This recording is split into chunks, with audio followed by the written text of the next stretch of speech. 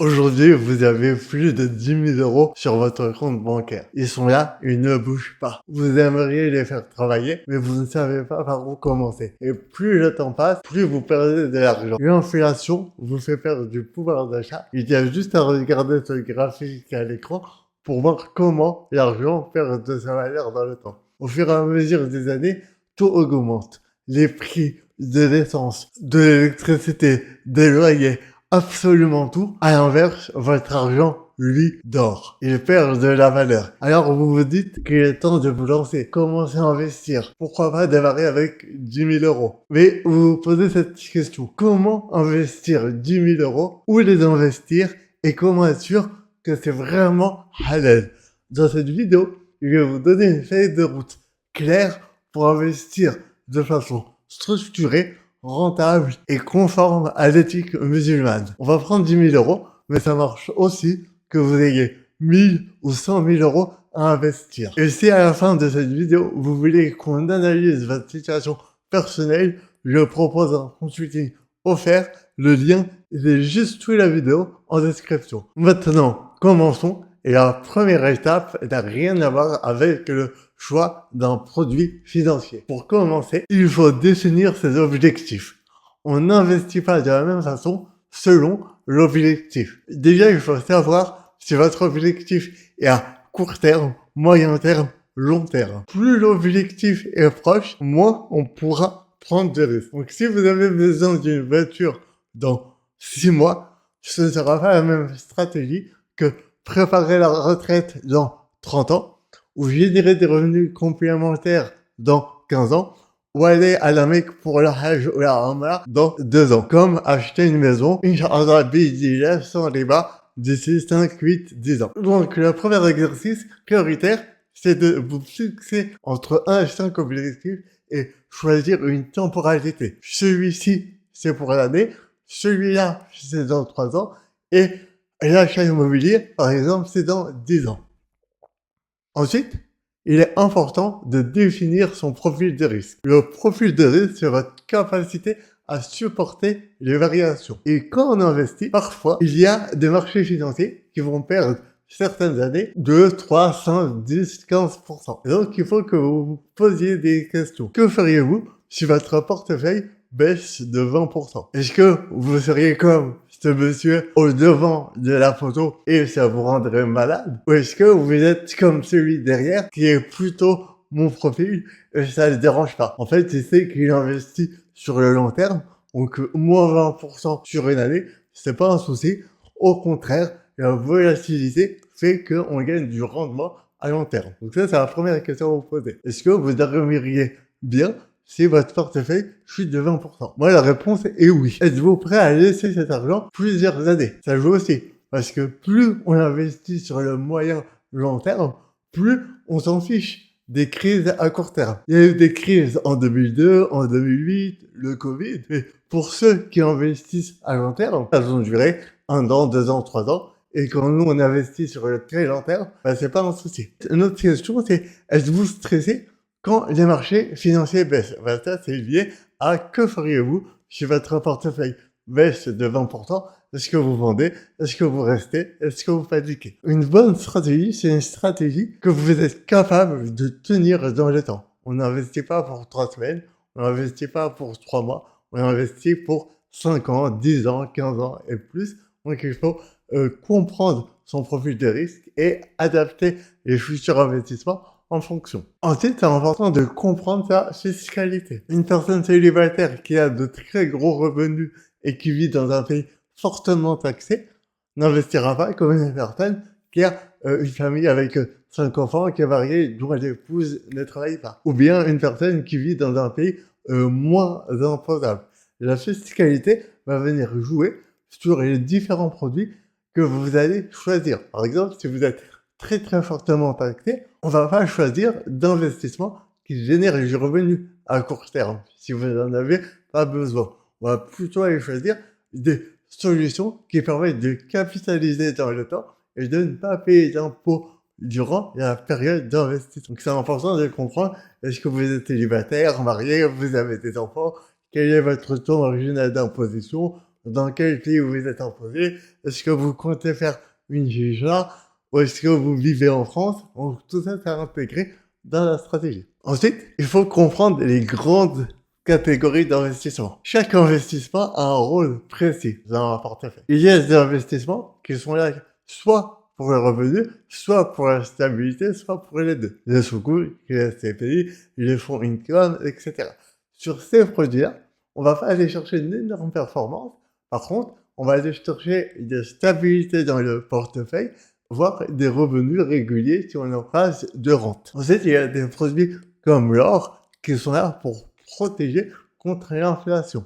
Historiquement, sur le temps long, on a des rendements moins importants que le marché action. Par contre, ça vient protéger de l'inflation. Ensuite, il y a tout ce qui va être actions, ETF et certaines cryptos comme le Bitcoin ont pour un objectif de donner de la croissance long terme. Les actions, la bourse, ça va vraiment être le pilier d'une stratégie d'investissement. Alors attention, le Bitcoin et les crypto-monnaies en général, ça doit rester une minorité dans le portefeuille.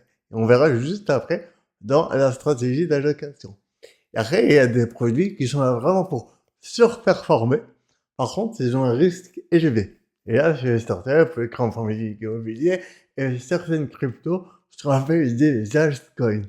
Par contre, il faut toujours vérifier des produits Sharia compliance. Vous pourrez aller voir dans mes vidéos précédentes le détail de chaque produit d'investissement et quel rendement on peut obtenir pour chaque produit d'investissement. C'est le sujet de ma dernière vidéo.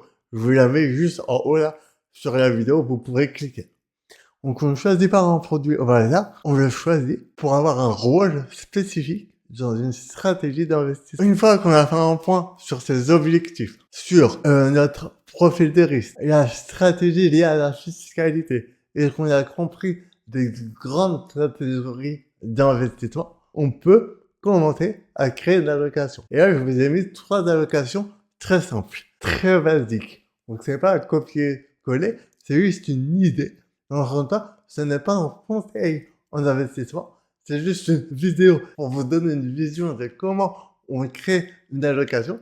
Par contre, vraiment, c'est toujours en fonction de vos besoins, de votre profil de risque, de votre capacité d'investissement et de vos objectifs. C'est pas du copier-coller. Donc, la première des choses, c'est l'allocation prudente. Dans l'allocation prudente, vous voyez, on va mettre 4 000 € en sous-cook, par exemple, et en fonds income, on va mettre 40% du portefeuille.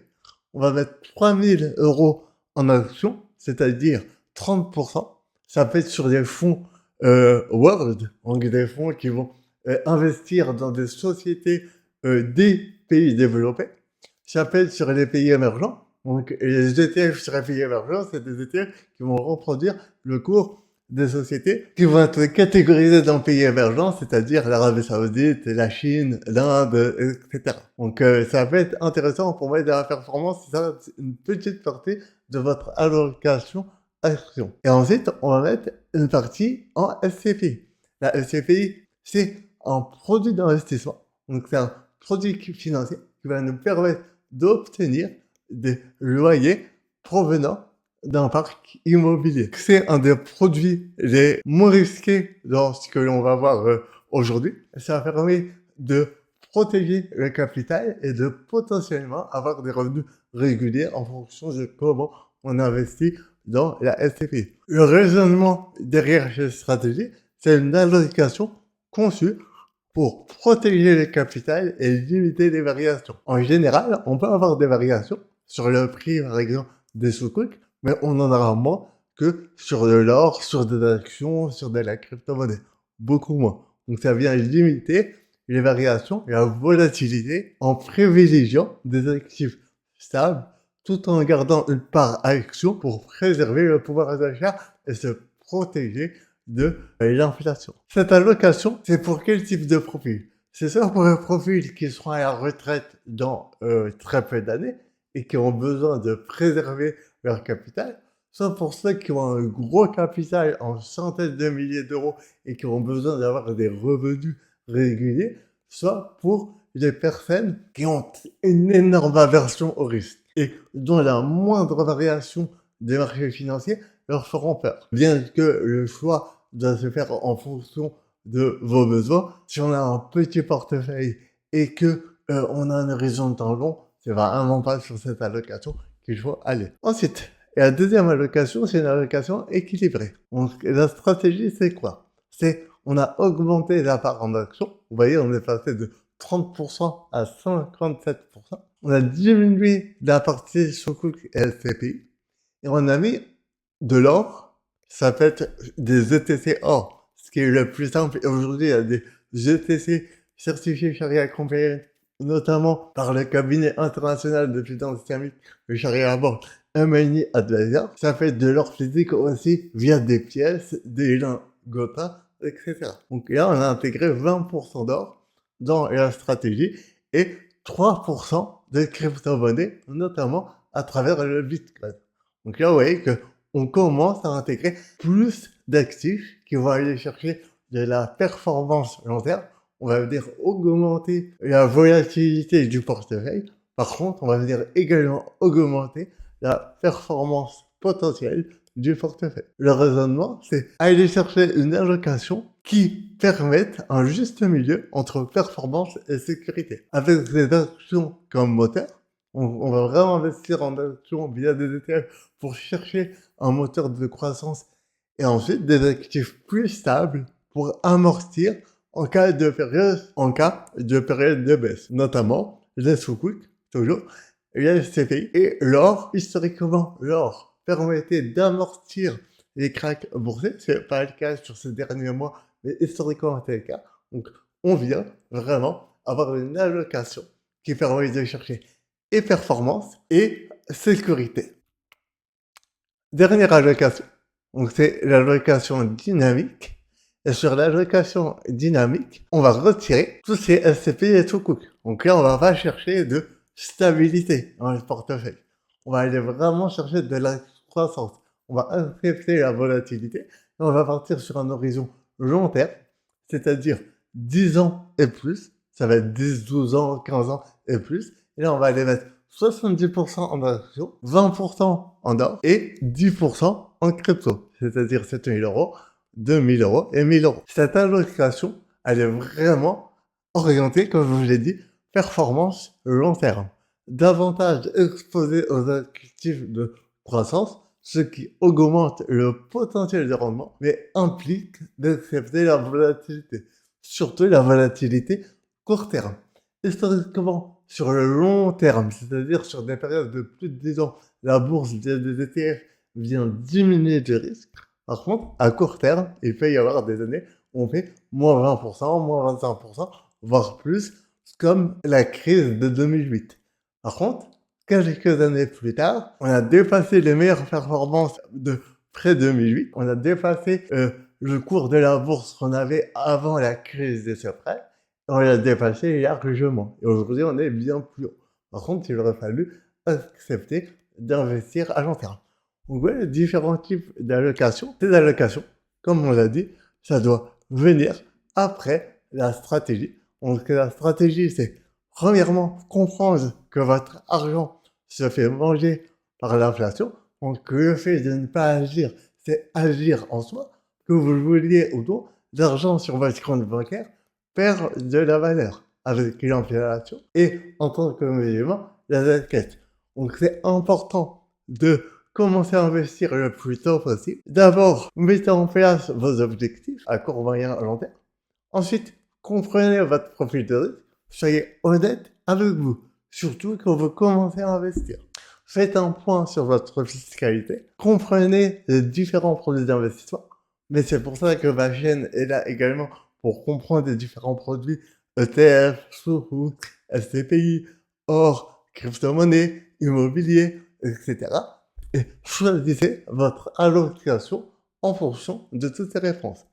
Pour ceux qui veulent aller plus loin et qui ne sauraient pas par où commencer, donc moi, j'accompagne les musulmans à faire sacrifier leur argent. Donc j'ai j'ai un programme d'accompagnement pour vous apprendre justement tous ces points, comment on crée sa propre stratégie d'investissement, comment on met en place les différents objectifs, quel profil de risque on a, sur quel résultat il faut investir, sur quel produit il faut investir en fonction de quel objectif. Donc si vous voulez, on peut faire un point lors d'un consulting offert et je vous présenterai les différentes solutions. Donc c'est vraiment un programme de formation. C'est vous donner toutes les clés pour que vous puissiez mettre en place votre stratégie d'investissement et que vous commenciez au plus tôt pour ne pas continuer à subir l'inflation au cours des prochaines années.